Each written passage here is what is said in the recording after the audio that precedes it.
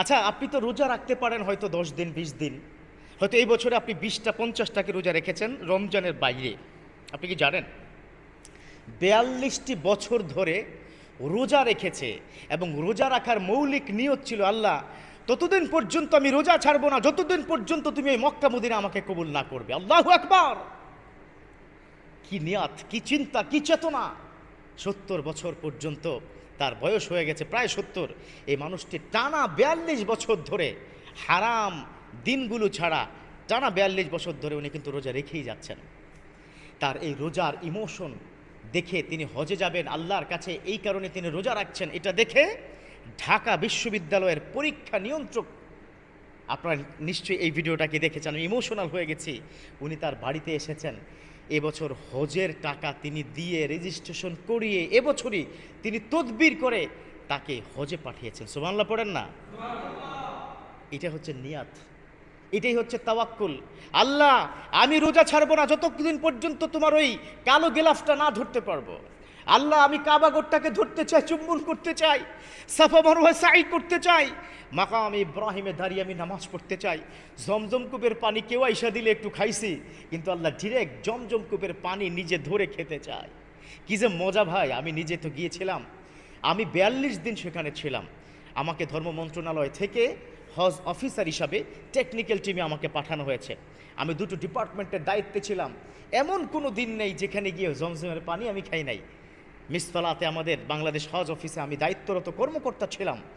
জানেন জমজমের পানি কি পরিমাণ নিয়ামত!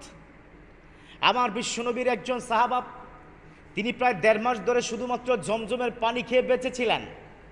তিনি যখন জমজমের পানি খেতেন আর তিনি আল্লাহর কাছে বলেছেন, ও আল্লাহ এই জমজমের পানি খেলাম, কিন্তু এই জমজমের পানির কথা যার কাছ থেকে শুনেছি ওই নবীকে না দেখাইয়া আমাকে মাইরো না। তিনি কাবার চত্বরে ঘোরাফেরা করতেন, কেউ খাবার দিত না, খাবারের সুযোগ নাই, শুধু জমজমের পানি খেয়ে তিনি 1.5 মাস বেঁচেছিলেন। আল্লাহু আকবার!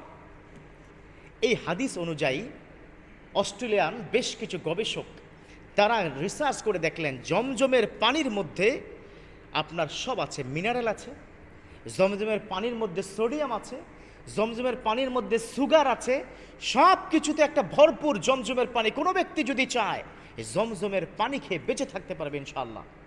এর মানে হচ্ছে এইটা হচ্ছে নিয়ত। আপনি যেই নিয়তে যেটা করবেন, আজকে 42 বছর ধরে তিনি কি রোজা রেখেছেন, তার নিয়ত কিন্তু ঠিকই পূর্ণ হয়েছে।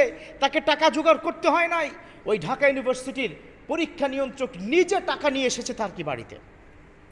এটাই হচ্ছে বিশ্বাস। আল্লাহর প্রতি বিশ্বাস করবেন, ভালো নিয়ত করবেন।